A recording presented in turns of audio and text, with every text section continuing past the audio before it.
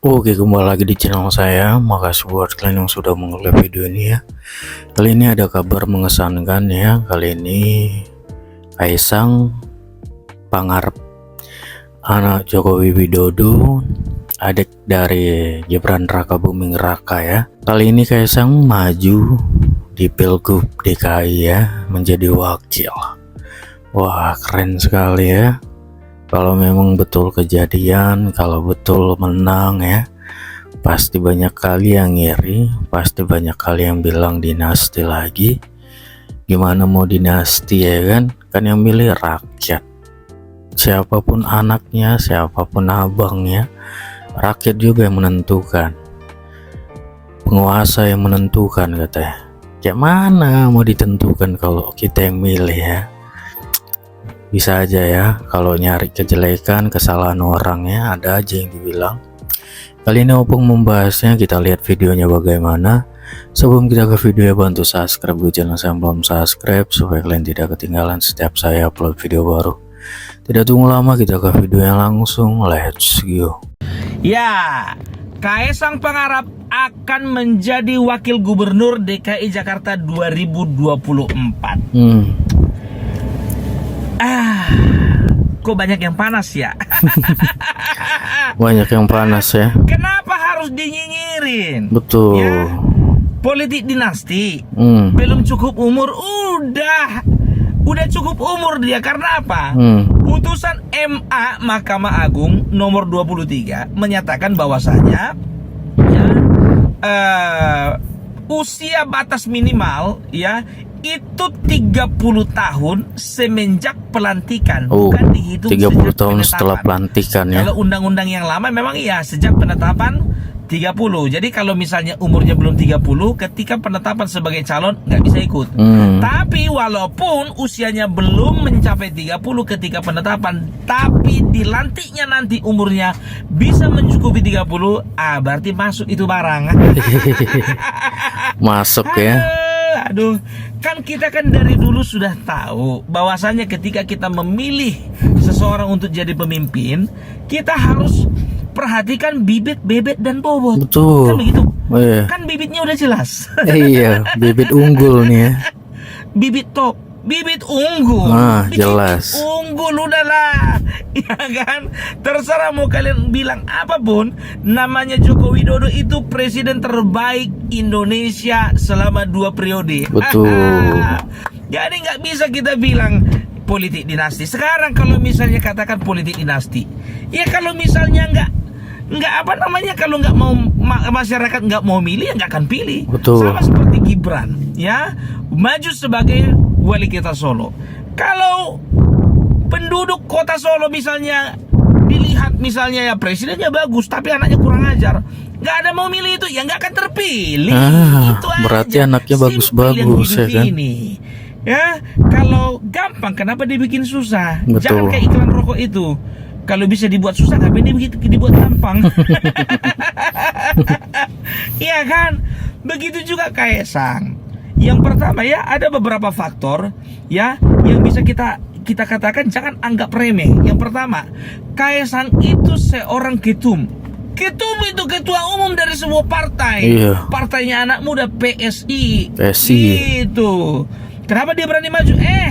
PSI ya untuk periode kemarin itu dapat 1 fraksi loh. Dapat 1 fraksi. Dan sekarang untuk ini khusus DPRD DKI. Memang kalau untuk parlemen nggak dapat. Untuk DPRD DKI ya, aku mau kasih tahu sama kalian, mereka itu memperoleh sekitar 7,68% suara. Rata-rata suaranya itu sekitar 550.000 ke atas. Itu dia. Makanya mereka dapat jumlah kursi yang lumayan. Dan jangan sampai lupa, di DKI Jakarta PSI itu mengalahkan posisi dari PAN, Demokrat, P3 dan juga Perindo. 4 partai pendahulunya. Partai senior jadi bisa ya. dikatakan efek Kaisang itu bisa menentukan. Betul. Jangan anggap remeh kita ya. Jadi itu yang pertama ya, ketua umum. Dan kalau aku bilang sih cocok, udah cocok Cocok kali. udah cocok itu ya. Baru yang kedua ya, Kaisang adalah tokoh milenial yang inspiratif. Coba lihat ya di podcastnya, mana ada pernah Kaisang menampilkan sesuatu yang apa namanya, yang ya bisa dikatakan yang negatif lah, yang merusak, nggak pernah. Dan dia selalu menghadirkan tokoh-tokoh yang bisa dikatakan yang berkualitas gitu loh, yang berbakat gitu ya. Dari podcastnya mantap. Baru yang kedua, dia itu juga pengusaha kan. Jadi ada beberapa jenis usaha yang dijalankannya dan berhasil. Gara-gara bapaknya? Enggak gara-gara bapaknya. Gibran pun begitu juga kan, kemarin kan buka usaha bukan gara-gara bapaknya kan, itu dia. Jadi memang betul, kita harus lihat bibit, bebet, dan bobot. Kalau bicara dipilih nggak dipilih, masih ingat enggak kalian? Ada beberapa kasus. Ya, kemarin itu anaknya Maruf Amin mencalonkan diri, entah itu jadi DPRD atau DPR RI atau itu jadi kepala daerah, nggak lolos kan? Beliau wakil presiden. Begitu juga ponakannya Prabowo, ya, entah itu DPRD, entah itu kepala daerah, kemarin nggak lolos juga. Jadi nggak bisa kita katakan oleh karena tangan penguasa, kalau nggak ada yang milih nggak lolos, nggak naik. Seperti AHY ya, anak SBY. Gak usah banyak kali kita nggak menang juga. Kunggenjerkan begitu kan. Seperti itu juga Bobby. Yang notabene juga adalah menantunya Jokowi. Kita perhatikan nanti kalau memang nggak ada yang milih, nggak lolos, udah gampang itu. Ya kan? Kalau masalah prosesnya, biarkan dia berproses. Jangan proses sedikit langsung diintimidasi, proses sedikit langsung dikomentari. Ya itulah dia. Ya. Opung Parbelak berarti mengendorse Kaisang ya? Bukan. Sampai sekarang aku tidak pernah ada mengendorse satu tokoh politik manapun, tidak pernah. Bapak Prabowo juga telepon aku, tidak pernah, ya kan? Siapapun juga telepon aku, nggak pernah. Mana ada, ya kan? Cemana lah, orang kampung nyawa, ya kan? Mana mungkin ngendorse. Tapi ini kan pandangan kita, ini pemahaman kita. Kebetulan, ya kan, kebetulan saja banyak teman-teman Opung Parbelak dan saudara-saudara Opung Parbelak, walaupun nggak satu kakak, tapi satu ide dan satu pemahaman sama Opung Parbelak, gitu loh masalahnya. Jadi khusus untuk Kaisang ini, ya, faktor kedua, kawan ini adalah tokoh inspiratif dan juga merupakan pengusaha muda, ya. Baru yang ketiga, tidak ada rekam jejak korupsinya. Itu yang penting. Ya, nggak ada kan jejak rekam korupsinya, nggak ada kan? Enggak lah. Mana? Karena apa? Karena belum pernah duduk di pemerintahan. Nah, yang kayak gini ini perlu dikasih kesempatan, gitu loh. Jangan kalian itu cuma katakan, ya, dia kan belum berpengalaman, dia belum punya rekomendasi, dia belum punya referensi. Ya, kalau kita yang nggak pernah pengalaman, jadi analoginya seperti ini. Ketika kita mencari pekerjaan sesuai dengan minat kita, sesuai dengan bakat kita, kemampuan kita, terbentur dengan dibutuhkan yang minimal pengalaman 5 tahun. Loh, kapan pengalamannya kita kalau kita nggak pernah coba? Itu kan. Jadi berikanlah kesempatan sama si Kaisang ini, ya kan? Karena apa? Kalau dikatakan pengalaman, ya memang belum pernah pengalaman. Gitu loh. Gibran kemarin juga belum pengalaman dia di eksekutif kelas nasional, ya kan? Tapi lolos juga kan? Begitu juga Kaisang ini. Kalau aku bilang sih, nanti lama-lama ini bergeser ini, nggak jadi wagub dia nih. Gubernur, perhatikan kalian lah. Ini pandanganku ya, ini pandanganku. Perhatikan kalian, bukan cawagup itu. Cagup, perhatikan kalian, bergeser itu pelan-pelan. Namanya permainan politik, sah-sah saja. Apalagi yang menggandeng itu Gerindra. Ya, Gerindra itu kebetulan yang dicalonkan menjadi gubernurnya itu kan keponakannya Prabowo kan. Si siapa namanya itu? Budi Satrio. Ya, Budi Satrio Jiwandono kalau nggak salah, ya kan. Gerindra suaranya berapa?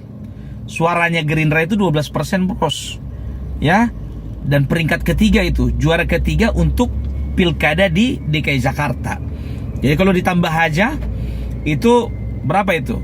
12 tambah 7,8, 19,8. Lain lagi projo-projo di Jakarta. Alah.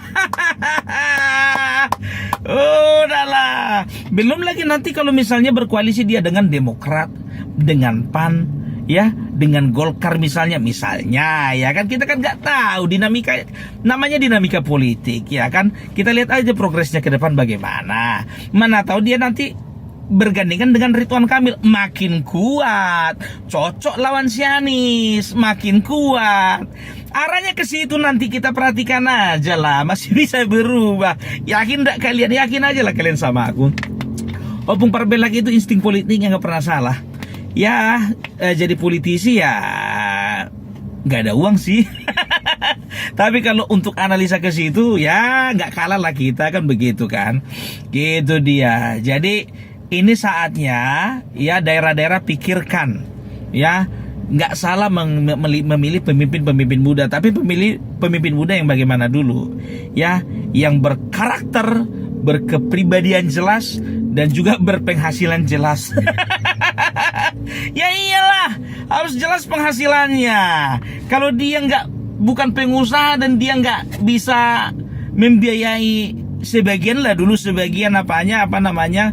kampanye nanti, kan gawat itu. Dari mana? Ya bisa sih dari sponsor, wajar itu ya kan. Tapi kalau misalnya kuat nanti ini figurnya ini, yakin lah sponsor makin lama makin banyak yang datang. Sponsor wajar, negatif enggak lah. Ya namanya sponsor itu kan ada sponsor sukarela ya kan. Ketika seseorang menyukai satu sosok yang untuk dimajukan, aku sukarela 3M dari aku katanya. Apa mau bilang kita? Oke lah dulu ya. Itulah dari Opung Parbelak dulu ya. Jadi untuk kita semuanya, mari kita dukung pemimpin-pemimpin muda. Untuk kita kaum milenial, udahlah, nggak usah pakai coba-coba yang lain lah dulu. Yang ini aja dulu. Mesin baru, Grace, Talkchair, tidak pernah korupsi. Oke, salam Parbelak, salam NKRI harga mati.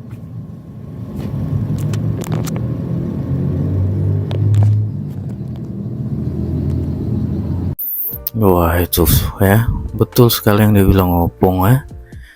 Siapa yang memilih itu ya rakyat. Jadi rakyat penentunya. Jadi nggak ada itu politik dinasti, keluarga atau penguasa yang menentukan. Nggak ada itu, nggak ada. Yang menentukan itu kita, rakyat ya. Kita tahu mana yang bagus. Jadi wajar menang karena rakyat rasa mereka bagus. Rakyat pun nggak bodoh-bodoh, pintar-pintar ya kan. Oke, itu sekian video dari saya. Bye.